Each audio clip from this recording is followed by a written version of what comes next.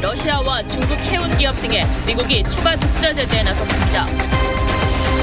북한 김정은의 이복형 김정남을 살해한 혐의로 기소된 동남아 여성들에 대해 말레이시아 법원이 유죄 판결을 내릴 가능성이 커졌습니다. 재판부는 정치적 암살일 수도 있지만 확실한 증거가 없다고 밝혔습니다.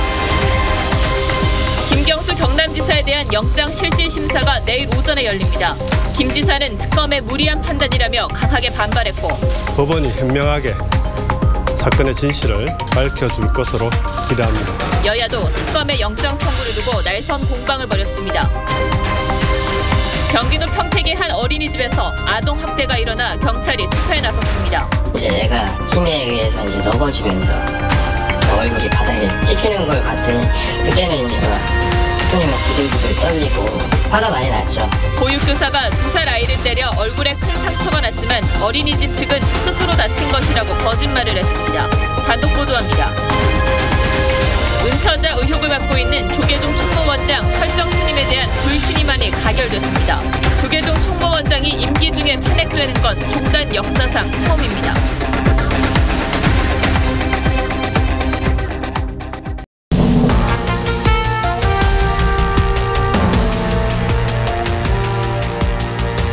여러분 안녕하십니까?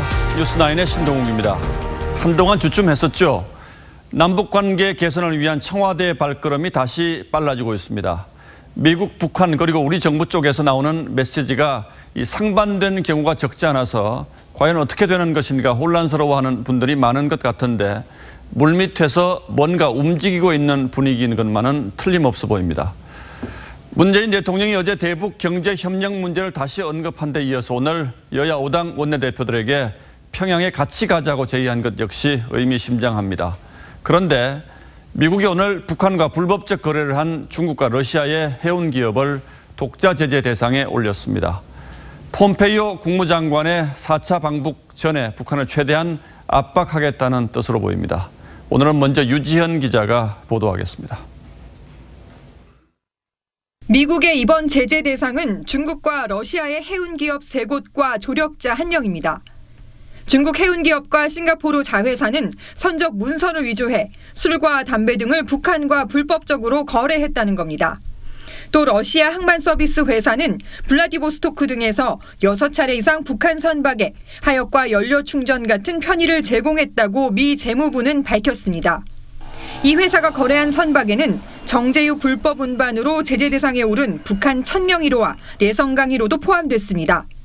이번 조치는 트럼프 행정부의 12번째 독자 제재이자 지난 3일 대북 금융거래 기업 제재 이후 12일 만에 나온 추가 제재입니다. 미국은 최종적이고 완전한 비핵화를 달성할 때까지 이 제재를 유지할 것이라고 강조했습니다. Any violation that detracts from the world's goal of finally fully denuclearizing North Korea would be something that America would take very seriously.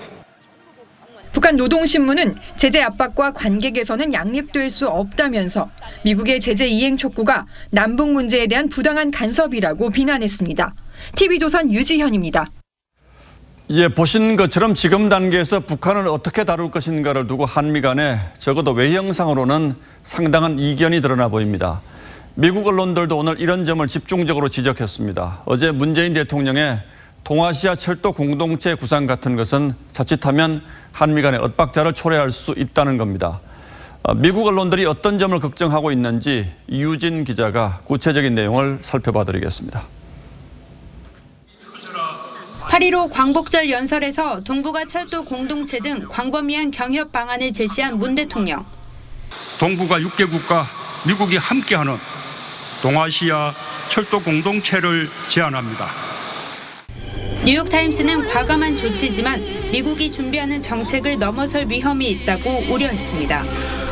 북한의 비핵화 없이 남북 관계를 너무 많이 진전시키면 미국의 정책과 상충될 수 있다는 겁니다. 평양은 기쁘게 할지 몰라도 워싱턴에는 우려를 낳았다는 외교 전문가의 말을 인용하기도 했습니다. 워싱턴 포스트는 문 대통령의 연설이 경제 통합을 위한 첫 조치라고 평가하면서도 경주에서 신호전에 성급하게 출발하는 이른바 점핑 더 건은 아닌지 워싱턴 당국이 면밀하게 검토할 것이라고 보도했습니다. USA 투데이는 안보리 제재 조치로 북한과의 경제 협력은 매우 제한적일 수밖에 없다고 지적했습니다. 미 국무부는 문 대통령 광복절 연설에 대한 RFA의 논평 요청에 북한에 대한 한미 간의 일치된 대응을 위해 긴밀하게 접촉하고 있다고 답했습니다. TV조선 이유진입니다. 그런데 현재 상황에 대한 문재인 대통령의 판단은 상당히 낙관적입니다. 오늘 여야 5당 원내대표들을 만난 자리에서 다음 달 평양 정상회담에 같이 가자고 제의했습니다. 북미 관계가 전례 없는 속도로 진전되고 있어서 크게 걱정할 것 없다고도 했습니다. 최지원 기자가 보도합니다. 문재인 대통령이 여야 원내대표 초청 오찬에서 다음 달 3차 남북정상회담 때 국회에 평양 동행을 깜짝 제안했습니다. 우리 이제 정부의 기본 입장은 그때 국회에서도 함께 방북을 해서 남북 간의 국회회담 좀 단초도 마련했으면 하는 욕심입니다. 3차 남북정상회담 개최 합의와 함께 남북 관계가 비핵화의 촉진 동력이라고 한 광복절 경축사를 계기로 남북 관계에 속도를 내는 모습입니다. 문 대통령은 북미 관계도 전례 없는 속도감을 보이고 있다며 크게 걱정하지 않아도 된다고 자신했습니다. 비핵화 관련해서 알려진 것보다는 훨씬 더 물밑 접촉이나 여러 가지 접촉이 원활하게 되어 가고 있고 한미 간에도 긴밀하게 협조를 하고 있다. 문 대통령은 4.27 판문점 선언 국회 비준도 요구했습니다. 4.17 판문점 선언에 대해서 국회에서 비준 동의를 해주신다면 평양에서 정상회담을 가질 때 훨씬 더 힘이 되지 않을까. 하지만 자유한국당은 반대했습니다. 한반도의 실질적 비핵화의 진전이 이루어지고 그 내용이 국제사회와 다 교감이 이루어지고 공감이 이루어졌을 때 문 대통령은 북한산 석탄 반입 문제도 정부가 묵인했다는 주장은 국익에 도움이 안 된다며 얘기하지 못한 부분이 있지만 오해가 없도록 하겠다고 말했습니다. 문 대통령과 여야 원내대표들은 3차 남북정상회담의 성공적인 개최를 위해 협력하고 지원한다고 합의했습니다. TV조선 최전입니다. 작년 2월 쿠알라룸푸르 국제공항에서 김정은 위원장의 이복형 김정남을 살해한 혐의로 재판을 받고 있는 동남아 여성 2명에게 말레이시아 법원이 최후 변론을 준비하라고 지시했습니다. 이 얘기는 유죄가 나올 가능성이 높다는 얘기고 말레이시아 법에 따르면 이런 경우 유죄는 곧 사형을 의미한다고 합니다. TV 리얼리티 쇼를 촬영하는 줄로만 알았다는 두 여성의 주장을 받아들이지 않고 조직적으로 잘 짜여진 음모라고 판단했습니다. 보도에 송지욱 기자입니다. 얼굴을 가린 시티 아이샤와 도원티 흐엉. 북한 김정은 위원장의 이복형 김정남 살해 혐의로 기소된 두 여성이 차례로 법원에 들어섭니다. 말레이시아 재판부는 김정남 살해가 조직적으로 잘 짜여진 음모로 추정된다면서 피고인들의 무죄 방면을 불허했습니다. 유죄 판결 가능성이 높아진 겁니다. Though we are disappointed with the judgment, but that is the judgment that we are going to abide and follow. 다만 재판부는 이들이 정치적으로 이용됐을 가능성도 있는 만큼 다음 재판에 최후 변론을 하라고 지시했습니다. 이들이 리얼리티 TV용 몰래카메라를 찍는다는 북한인들의 말에 속아 VX를 화학무기인지 모르고 김정남의 얼굴에 가져다 발랐다고 주장해온 만큼 이를 뒷받침할 새로운 증거를 11월 1일 재개될 재판에서 제시하라는 겁니다. 만약 그렇지 못하다면 유죄 판결이 내려질 가능성이 크며 말레이시아 형법에선 고의적 살인의 경우 예외 없이 사형을 선고합니다. 7개월간 진행된 이번 재판에는 증인 34명이 출석했으며 VX 잔여물이 묻은 옷가지와 손톱 등 236점의 증거물이 제출됐습니다. TV조선 송지욱입니다. 여당 의원들이 6.25 전쟁 중에 발생한 납북자라는 용어를 실종자로 바꾸자는 법안을 제출했습니다. 북한이 납북이라는 표현에 거부감을 보이기 때문이라고 하는데 피해 가족들은 납북자의 존재를 지워버리겠다는 의도라며 강력하게 반발하고 있습니다. 주원진 기자가 취재했습니다. 더불어민주당 송갑석 의원 등 12명이 발의한 6.25 전쟁 납북 피해 진상규명 명예회복에 관한 법률 일부 개정안입니다. 개정안은 6.25 전쟁 납북 피해자를 전시 실종 피해자로 바꾸는 내용을 담고 있습니다. 제안 이유는 납북자라는 표현을 북한 측에서 강한 거부감을 보이고 있기 때문입니다. 또 실제 장관급 회담에서도 우회적인 표현을 사용하는 만큼 남북 충돌을 완화하기 위한 근거를 마련한다고 설명돼 있습니다. 납북 피해 가족들은 송 의원을 명예훼손과 국가보안법 위반 혐의로 검찰에 고발했습니다. 국내 법으로서제 납북자라는 단어를 없애버리겠다는 거잖아요. 이거는 저희들의 심각한 명예훼손이죠. 존재를 지워버리겠다는 거예요. 야당도 일제히 비판했습니다. 북한 정권의 주장을 대변하는 것은 70년 동안 북한 정권의 범죄에 고통받고 있는 전시 납북자 및 유가족을 2번 죽이는 것입니다. 지금부터 벌써 이렇게 북한에 대한 눈치 보기로 엄연히 납북자를 실종자로 바꾼다는 것은 어불성설이라고 생각합니다. 송갑석 의원은 전대협 4기 의장 출신으로 참여연대 운영위원과 노무현재단 지역운영위원, 문재인 후보 비서실 부실장을 지냈습니다. TV조선 주원진입니다. 북한산 석탄이 밀반입되는 과정을 정말 정부가 전혀 몰랐던가 하는 의문이 끊이지 않고 있는데 정부의 대처가 또 도마 위에 올랐습니다. 우리 정부가 지난 2010년 이후 매년 여러 차례 북한산 물품 밀반입을 막기 위한 범부처 대책회의를 열어왔는데 어떻게 된 일인지 올해는 단 한 차례도 이 회의를 열지 않은 사실이 확인됐습니다. 정부가 사실상 손을 놓고 있었다는 뜻으로 해석할 수 있는 대목입니다. 신준명 기자의 단독 보도입니다. 대륙간 탄도로켓 화성 14형 시험 발사를 성공적으로 진행하였다. 지난해 7월 북한의 ICBM급 미사일 발사 한 달 뒤 유엔 안보리 회의. This is the most stringent set of sanctions on any country in a generation. 북한산 석탄, 철과 해산물 등을 전면 금수하는 대북 제재 결의안 2371호가 채택됐습니다. 우리 정부도 대북 교역을 중단한 지난 2010년 5.24 조치 이후 통일부 주축으로 10여 개 관계부처가 북한산 반입을 막는 합동점검회의를 매년 개최해왔습니다. 많게는 연간 12회, 2016년에 4회, 지난해에는 3회 실시됐습니다. 마지막 회의가 열린 건 지난해 11월 29일. 통일부는 현장 점검에서 북한산이 발견되지 않기 때문에 2018년부터는 상하반기 1회씩 서면회의로 방침을 바꿨습니다. 하지만 매년 열리던 북한산 물품 단속 합동점검회의는 올해 들어 한 번도 열리지 않은 것으로 확인됐습니다. 작년 11월 회의엔 북한산 석탄 반입을 감지하고 있던 관세청도 참석했지만 점검 강화의 목소리는 나오지 않았습니다. 아무리 대화 기조를 이어가려 했어도 제재 이행을 주도해야 하는 정부가 합동점검회의 등을 소홀히 했다면 제재 이행에 구멍이 생기는 것을 방치하는 것과 다름이 없다. 정부의 느슨한 대처에 석탄뿐 아니라 다른 제재 대상 물품의 밀반입 여부에도 의혹이 쏠릴 수밖에 없습니다.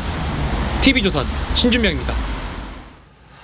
예, 다음 뉴스입니다. 허익범 특검팀이 어젯밤 김경수 경남지사에 대한 구속영장을 청구했고 내일 구속 여부가 결정되는 영장실질심사가 열립니다. 특검팀은 김 지사를 드루킹의 업무방해 혐의의 공범으로 보고 구속 수사가 필요하다는 입장입니다. 박성재 기자가 취재했습니다. 특검팀이 김경수 경남도지사에게 적용한 혐의는 구속된 드루킹 일당과 동일한 컴퓨터 등 장애 업무방해입니다.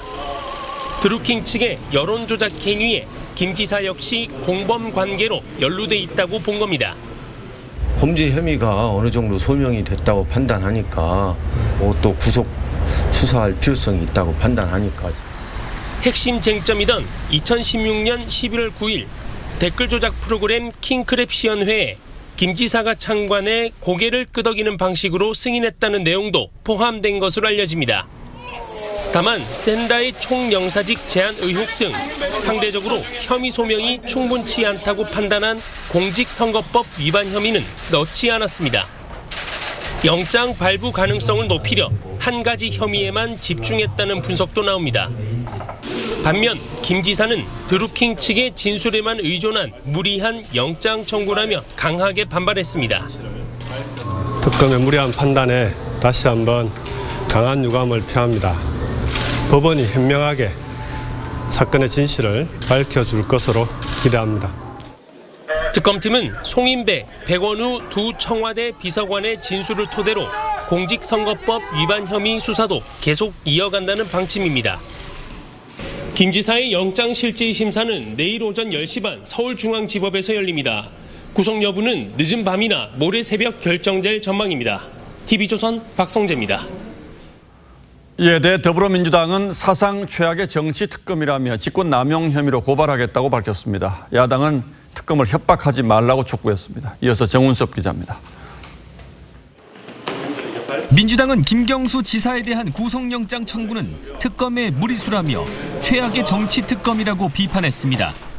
또 특검 활동이 끝나면 직권남용과 명예훼손 등으로 고발하겠다고 예고했습니다. 우리 당은 이번 수사 결과와는 별개로 특검팀의 특검법 위반 행위에 대해 강력 대처하겠습니다. 특검 활동이 끝난 뒤라도 철저하게 밝혀내 엄중한 책임을 묻겠습니다. 당대표 후보들도 이해찬 의원은 영장 청구는 지나친 행위, 김진표 의원은 정치 특검의 길을 택한 것, 송영길 의원은 구색 맞추기식 영장 청구라며 특검 비판에 가세했습니다. 김 지사를 상대로 허특검이 청구한 구속영장은 누가 봐도 납득할 수 없는 무리수입니다. 야당은 민주당이 특검을 위협한다고 비판했습니다. 청와대와 여당은 더 이상 특검의 진실 규명을 방해하거나 특검을 겁박하지 말고 드러난 전모에 제대로 된 변명부터 찾기 바랍니다. 자유한국당 김성태 원내대표는 문재인 대통령에게 특검 연장을 요구했지만 답이 없었다고 전했습니다. 드루킹 특검 연장 부분에 대해서는 대통령께서 이런 방도 아무런 대답이 없었습니다. 특검 수사 기간은 연장하지 않으면 이번 달 25일 끝납니다. TV조선 정우섭입니다. 기무사 산하 국방안보연구소 소장이 오늘 언론에 이메일을 보냈습니다. 현재 기무사 내부 분위기는 능지처참, 도륙학살을 당하는 분위기며 점령군인 국방부가 기무사의 건강한 부위에까지 칼질을 해서 조직을 식물인간으로 만들고 있다며 강한 불만을 토로했습니다. 안영영 기자입니다. 국방부는 다음 달 1일 기무사령부를 대체할 군사안보지원사령부를 창설합니다. 이를 위해 기무부대원 4,200명 가운데서 1,300명을 감축합니다. 명예퇴직이나 육해 공군으로 돌려보내는 방식입니다. 기무사 개헌 문건, 민간인 사찰, 댓글 조작 등 3대 사건에 관여한 부대원들이 다수지만 무관한 부대원도 포함될 전망입니다. 대규모 감축에 기무사 내부는 흉흉합니다. 기무사 산하의 국방보안연구소장은 오늘 기자들에게 이메일을 보내 능지처참, 도륙학살, 보복응징이 기무사 내부 분위기라고 전했습니다. 문제가 된 3대 사건과 무관하게 본연의 임무를 다했는데도 흉악한 범죄 집단으로 매도되고 있어 자괴감이 든다는 속내를 털어놨습니다. 건강한 부위까지 칼질을 해서 조직을 식물인간으로 만들고 있고 점령군인 국방부가 아무리 합리적인 의견을 제기해도 반개혁적 의견으로 매도하면서 보복적 감정을 개혁으로 포장하고 있다고도 했습니다. 국방보안연구소장은 기무사 출신 예비역 대령입니다. TV조선 안형량입니다. 네, 경기도 평택의 한 어린이집에서 아동학대로 의심되는 사건이 발생해 경찰이 수사에 들어갔습니다. 보육교사가 2살짜리 여자아이를 때려 넘어지게 하고 그러고도 또 때렸습니다. 구민성 기자가 단독 취재했습니다. 한 여성 교사가 밥을 먹지 않는다는 이유로 2살짜리 여아의 엉덩이를 때립니다. 아이가 넘어졌지만 손찌검은 계속됩니다. 아이는 결국 땅에 얼굴을 부딪혔고 입 안쪽과 바깥쪽에 심한 상처가 났습니다. 얼굴이 바닥에 찍히는 걸 봤더니 그때는 이제 막 손이 막 부들부들 떨리고 담임 선생님도 있고 그랬는데 심지어 어린이집 측에선 아이가 스스로 입을 찌어 다쳤다고 부모에게 거짓말까지 했습니다. 부모는 믿을 수가 없었습니다. 어린이집 측에 CCTV를 보여달라 요구했지만 교사에 가려 아이가 보이지 않는다는 등의 이유로 보여주지 않았습니다. 결국 며칠을 강하게 항의한 뒤에야 CCTV를 확인할 수 있었던 부모는 어린이집을 경찰에 신고했습니다.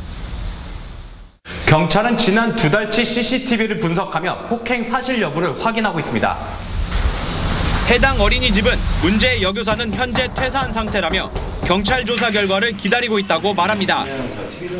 진행되고 있는 중이니까 진행되고 난 다음에 결론이 나오면. 그럼 혹시 그 선생님은 아직도 퇴사하셨어요? 그 당시 살기도 팍팍한데 아이들은 어디에 믿고 맡겨야 할지 부모들의 분노가 커지고 있습니다.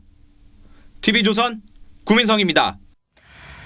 SUV 차량이 갑자기 마트로 돌진해 유리문이 부서졌고 2명이 다쳤습니다. 운전자는 70대 남성이었는데 실수로 브레이크 대신 가속 페달을 밟았다고 합니다. 최원영 기자입니다. 충북 청주시의 한 상가 주차장입니다. 할머니가 SUV 뒷문을 열고 타려고 합니다. 이때 차가 갑자기 후진하더니 다시 방향을 바꿔 앞으로 급발진합니다. 유리문을 뚫고 마트 안쪽으로 돌진합니다. 상품 판매대가 무너지고 손님들은 차에 밀려 넘어집니다. 마트는 순식간에 아수라장이 됐습니다. 제가 마치고 이제 손 나가시던 손님이 차에 튀기셨죠. 그래서 그렇죠. 많이 놀라셨겠죠. 컵 속에 계신 분은 차가 밀고 들어오는 거 직접 주무시고. 어제나 2시 반쯤 충북 청주시의 한 마트에 75살 최모 씨가 몰던 SUV가 돌진했습니다. 이 사고로 마트 손님 76살 A씨와 최 씨의 아내가 다쳤습니다. 최 씨는 경찰 조사에서 실수로 아내를 다치게 한 뒤 브레이크 대신 가속 페달을 잘못 밟았다고 진술했습니다.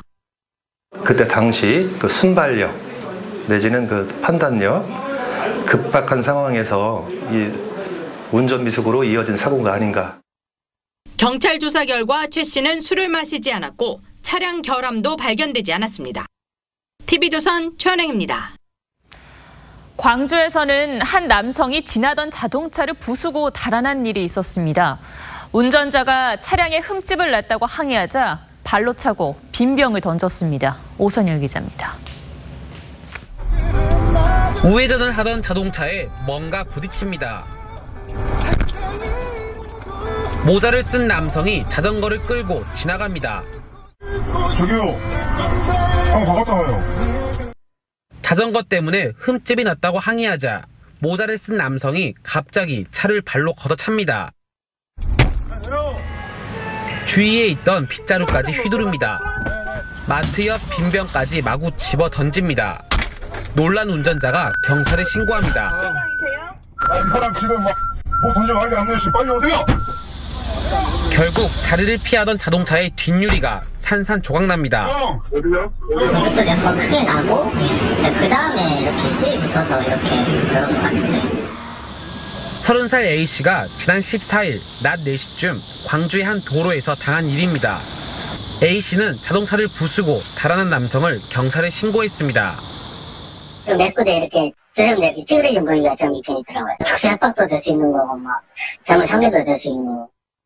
경찰은 CCTV와 블랙박스 영상을 분석해 달아난 남성을 쫓고 있습니다.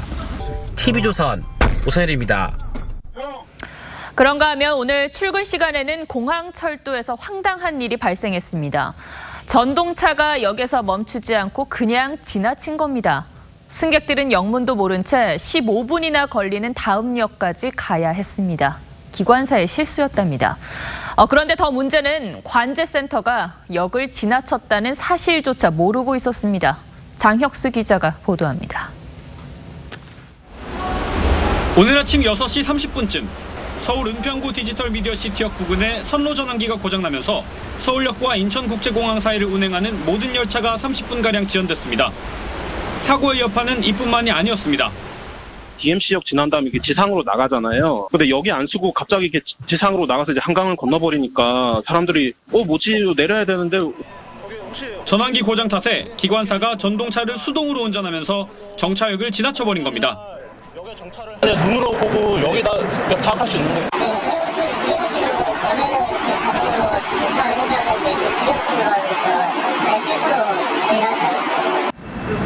열차가 DMC역을 그냥 지나치면서 시민들은 졸지에 다음 정거장인 김포공항까지 가야만 했습니다.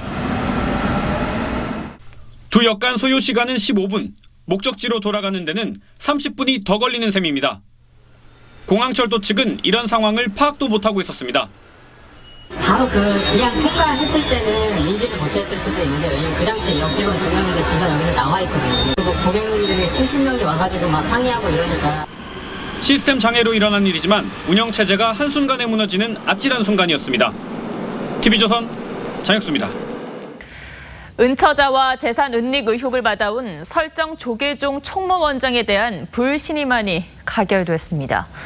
이로써 조계종은 사상 처음으로 총무원장 탄핵 절차에 들어갔습니다. 먼저 홍현주 기자입니다. 재적 의원 75명 전원이 참석한 조계종 임시중앙종회. 계속된 의사진행 발언으로 회의 진행에 차질을 빚습니다. 의장님이 의사진행을 이런 식으로 하시면 안 되지 않습니까? 마이크를 중지를 하든지. 설정 총무원장은 불신임안이 부당하다고 반박했습니다. 저는 정원과 정법을 위반한 사항이 전혀 없습니다. 여러분이 정원정법에 근거한다면 저에 대한 불신임안을 다룰 근거가 전혀 없습니다. 곧이어 진행된 무기명 비밀투표 결과 찬성 56표로 불신임안은 가결에 필요한 50표를 훌쩍 넘겨 통과됐습니다.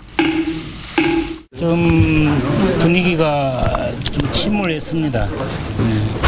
아주 다들 마음이 안타까운 심정에서 그 결과에 대해서 좀 침울한 분위기였습니다. 조계종 내 행정 최고 책임자인 총무원장 거취를 놓고 불자들은 의견이 갈렸습니다. 불신임안 가결 결과가 발표되자 조계사 앞에서는 총무원장 퇴진을 반대하는 집회가 열렸습니다.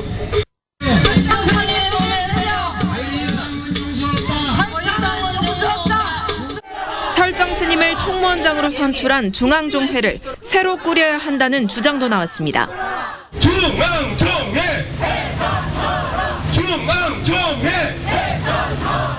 총무원장 불신임안은 오는 22일 원로 회의에서 과반이 찬성하면 최종 확정됩니다.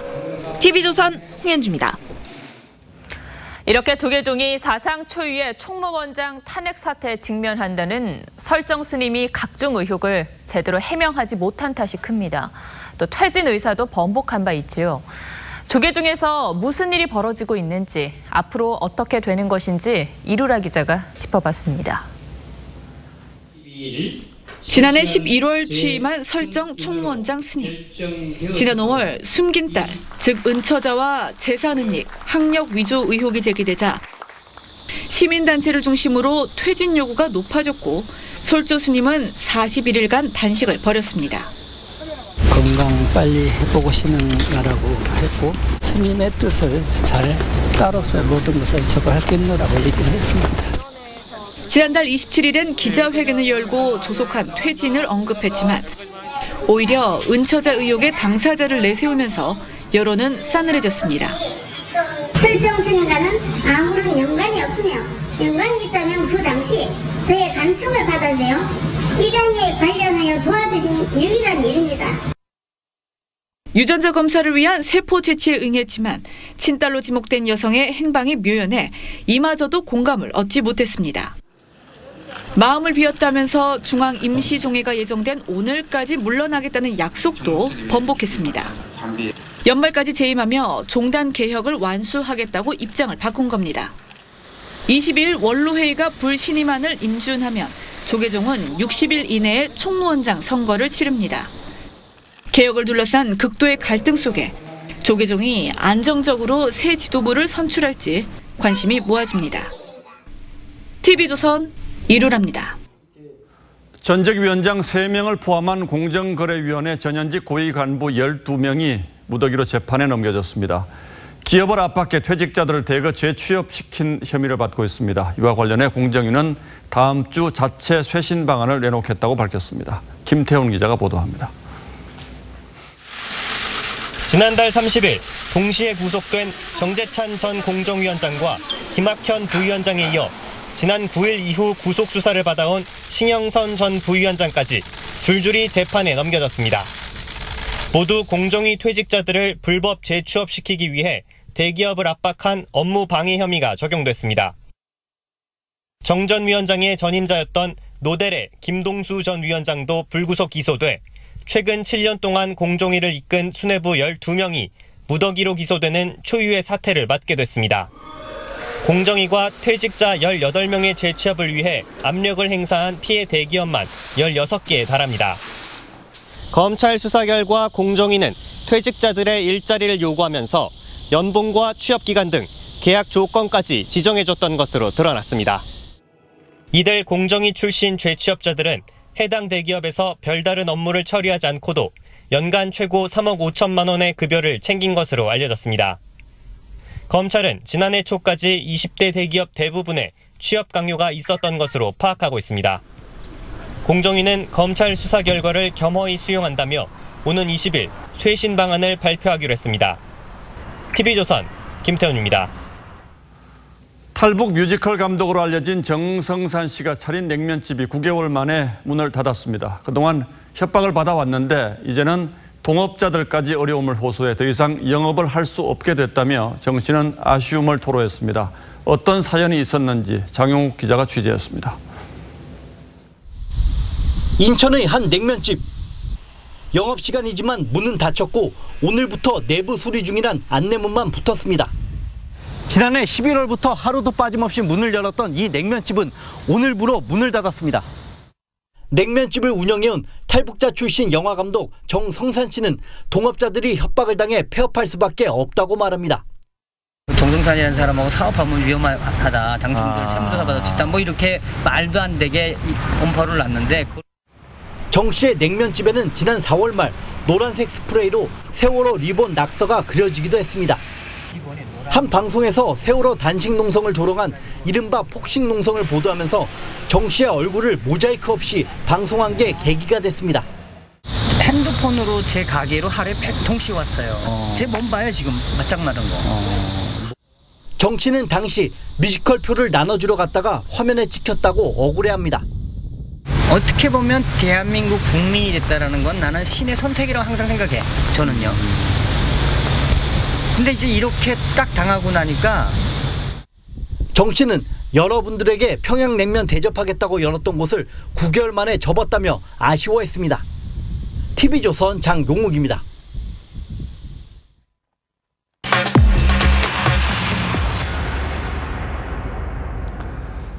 오늘은 말복입니다. 한 대형 마트가 여름 보양식으로 민어탕을 팔았는데 여기에 사용된 민어가 우리가 알고 있는 그 민어가 아니라는 논란에 휩싸였습니다. 요즘 원산지 관련된 소비자들의 불만이 많기도 해서 오늘은 이 문제를 좀 따져보겠습니다. 강동원 기자, 예.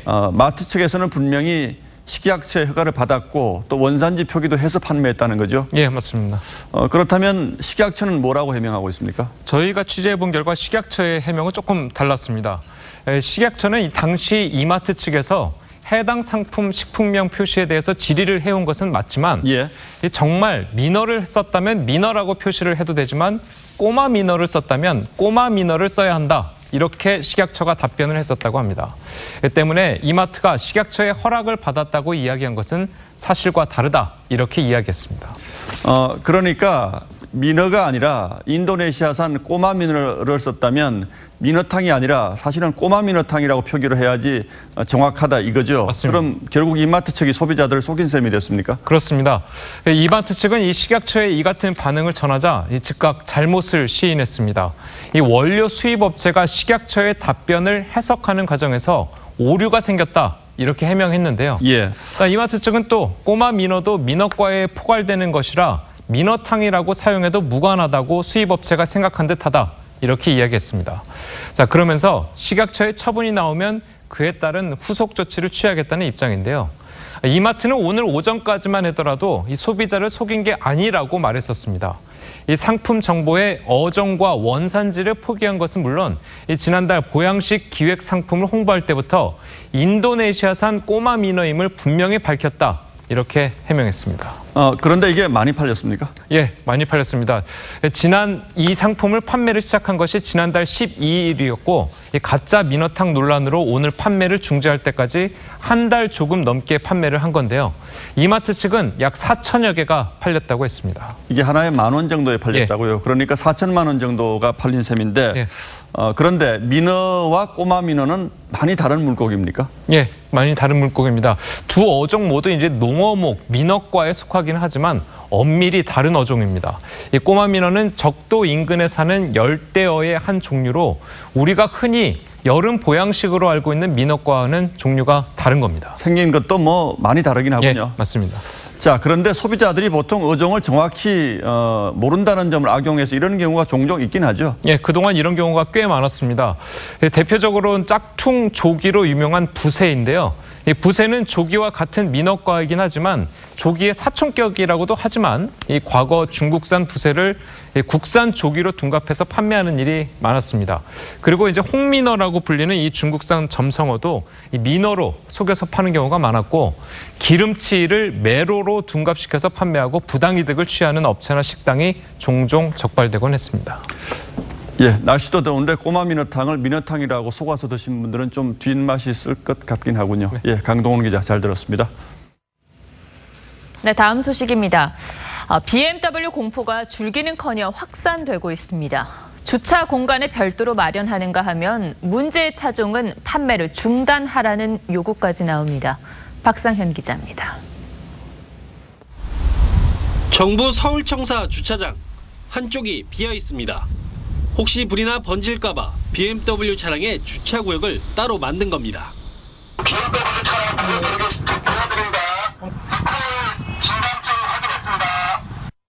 소비자단체는 정확한 원인이 나올 때까지 해당 모델의 판매를 중단해야 한다고 주장하고 나섰습니다.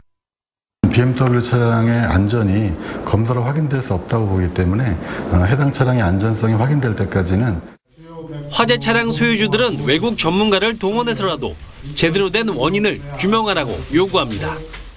미국 국가교통안전위원회 NTSB에 화재 원인 분석 의뢰를 해주실 것을 요청합니다. 김현미 국토부 장관은 라디오 프로그램에서 BMW의 주장을 액면 그대로 받아들일 수는 없다고 했습니다. EGR에 문제가 있다는 것에 대해서는 저희는 동의합니다. 그러나 EGR만의 문제다 이렇게 생각. 20일부터 들어오는 EGR 개선 부품, 즉 리콜 부품의 수급도 문제입니다. 리콜 대상은 106,317대, 교체하는 데에만 1년은 좋게 걸립니다. 이 기간 동안 잠재적인 화재의 불안은 여전히 남아있는 겁니다. 한편 BMW는 오늘까지 5천여 대를 제외한 10만 1천여 대가 안전진단을 마쳤거나 진단을 예약했다고 밝혔습니다. TV조선 박상현입니다. 정부가 내년 말까지 영세 자영업자와 소상공인에 대한 세무조사를 하지 않겠다고 밝혔습니다. 세무 검증에 부담 갖지 말고 사업에만 집중하라는 취지입니다. 그런데 과연 최저임금과 매출 감소로 어려움을 겪는 영세 상인들에게 실질적인 도움이 되는 것인가? 그리고 또 탈세 우려를 방치하겠다는 것인가? 이런 의문점이 드는 것도 사실입니다. 최은정 기자입니다. 시장에서 식당을 하는 김경선 씨. 종업원 한 명 최저임금을 맞춰주고 나면 하루에 7, 8만 원 정도 손에 줍니다. 가져가는 게 없어. 집세 내고 이 전기세도 요새 에어컨 틀고 하니까 나는 그냥 봉사하는 거예요. 김 씨처럼 매출액이 적고 최저임금 인상 등으로 어려움을 겪는 자영업자들과 일부 소상공인들에 대해 내년 말까지 세무조사가 전면 유예됩니다. 도소매 개인 사업자는 연매출 6억 원 미만, 음식 숙박업 등은 3억 원 미만, 서비스업은 1억 5천만 원 미만이 대상입니다. 모두 569만여 명이 대상인데 소득세와 부가가치세 신고 내용 확인도 면제받습니다. 다만 부동산 임대업과 유흥주점, 고소득 전문직 등은 제외됩니다. 이렇게 자영업자 전반에 대해 세무조사가 유예된 건 이번이 처음입니다. 내년 말까지는 세무 검증에 대한 부담감 없이 사업에만 전념할 수 있도록 하는. 운영이 어려운 자영업자에 대해서는 세금 납부 기간도 연장됩니다. 이번 조치로 탈세와 세금 누수가 생길 수도 있다는 우려에 대해 국세청은 소규모 사업자에 한정된 한시적 조치며 탈세 혐의가 명백한 경우에는 세무조사를 실시한다고 설명했습니다. 정부는 다음 주 초 자영업자 지원 방안이 담긴 종합대책을 발표합니다. TV조선 최윤정입니다. 미국 가톨릭 성직자들이 어린아이들에게 상습적으로 성폭력을 저지르고 또 이 사실을 은폐시킨 것으로 밝혀졌습니다. 가해 성직자만 300여 명, 피해 아동은 1000명이 넘습니다. 김지수 기자입니다. 식당을 하는 숀 도어티. 어린 시절 사자에게 끔찍한 일을 당했습니다. Went into showering, and then on one occasion he digitally penetrated me when I was 13 years old. 미 펜실베니아주의 조사 보고서는 충격적이었습니다. 6개 가톨릭 교구에서 성직자 300여 명이 1000명 넘는 아동에게 성폭력을 행사했으며 이 같은 범죄가 1940년대부터 70년 넘게 이어져 온 사실이 드러난 겁니다. He was naked and had him stand on the bed in the position of Christ on the cross so he could photograph him. 사제들은 또 입원 중인 7살 소녀를 성폭행하거나 17살 소녀를 임신시키기도 했습니다. 하지만 가톨릭 교회는 성폭력을 조직적으로 은폐했습니다. 문제를 일으킨 사제를 교정시설로 잠시 보냈다가 복귀시키거나 피해자에게 침묵을 강요한 겁니다. 이 때문에 사건 대부분이 공소시효가 지났거나 가해자가 숨져 처벌 대상은 2명뿐입니다. Priests were raping little boys and girls, and the men of God who were responsible for them not only did nothing, they hid it all for decades. 피해 사실을 밝히길 꺼리는 사람이 많아 실제 피해자는 수천 명으로 추정된다고 이 보고서는 전했습니다. TV조선 김지수입니다. 네, 이번에는 흥미로운 영상 하나 보여드리겠습니다.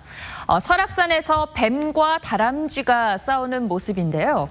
예상외로 다람쥐가 이겼습니다. 이승훈 기자입니다. 해발 470m, 설악산 백담사 입구입니다. 누룩뱀이 다람쥐를 공격합니다. 공격을 피한 다람쥐가 오히려 뱀의 몸통을 물어뜯습니다.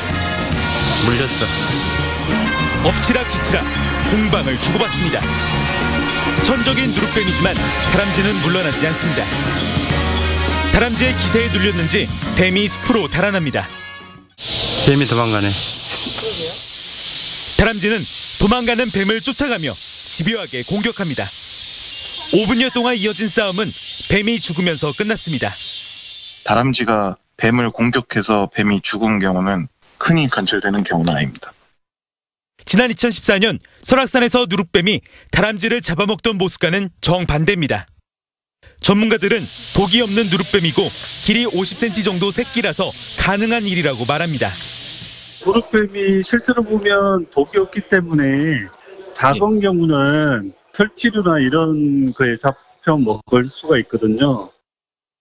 구렁이과인 누룩뱀은 길이 1m까지 자라고 들쥐나 개구리를 잡아먹습니다. TV조선 이승훈입니다. 성수기 대목을 맞은 8월 극장가는 3강 구도가 펼쳐지고 있습니다. 1100만을 향해 가는 신과 함께 2가 뒷심을 발휘하고 있고 공작과 목격자 이 두 영화는 흥행 가도로 달리고 있습니다. 박수영 기자입니다. 박 선생이 평양으로 와주셔야 되겠습니다. 영화 공작은 1990년대 활약한 대북공작원 흑금성 이야기입니다. 첫 부극인데도 총격신 하나 없습니다. 영화가 중점을 두는 건 심리전입니다.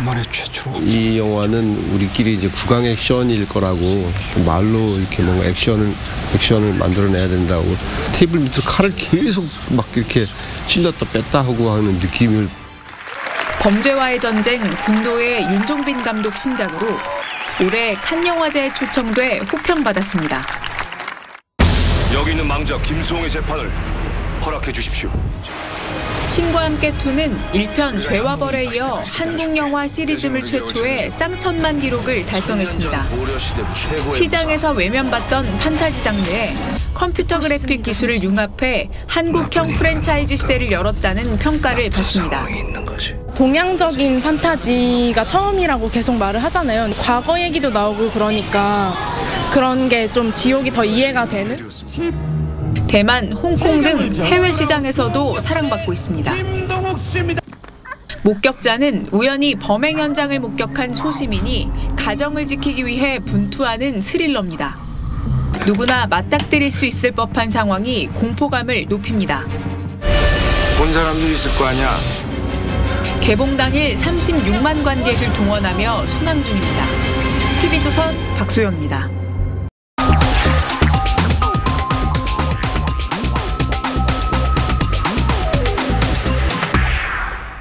여름밤은 뜬 눈으로 지새우자 하늘의 저 많은 별들이 우리를 그냥 잠들도록 놓아주지 않는구나. 이준관 시인이 노래한 여름밤입니다. 그랬습니다. 어릴 적 여름밤이면 모깃불 피워놓고 평상에 누워 하늘 가득 총총한 별을 보며 잠을 잊었습니다.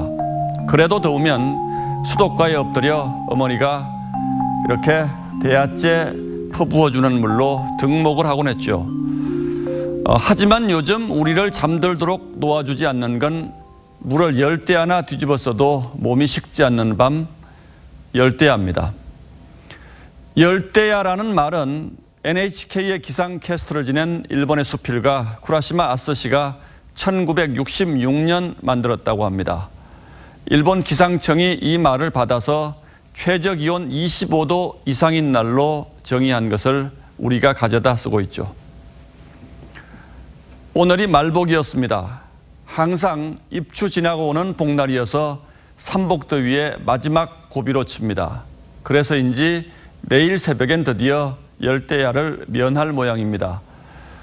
오늘까지 쉬지 않고 26세를 이어온 서울의 잠 못 이루는 밤 최장 기록도 이제서야 멈춘다고 합니다. 하지만 아직은 좋아하긴 이럽니다.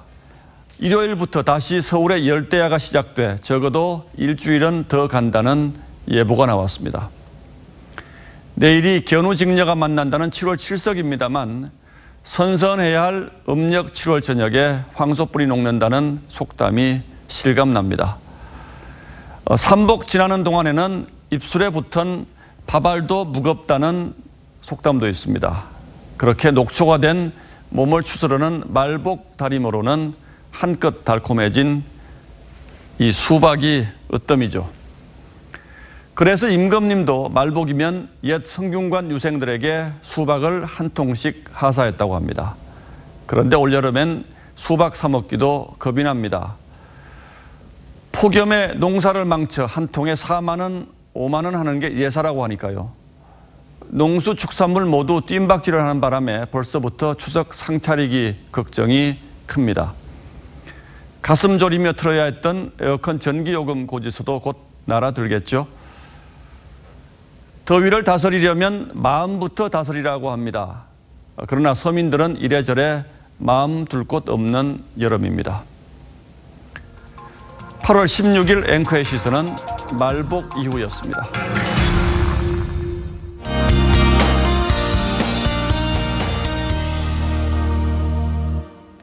태풍의 영향으로 충청과 남부지방, 제주도는 오늘 밤까지 5에서 40mm의 비가 이어지겠고요. 제주 먼바다는 태풍 경보가, 전해상에는 풍랑주의보가 발효 중입니다.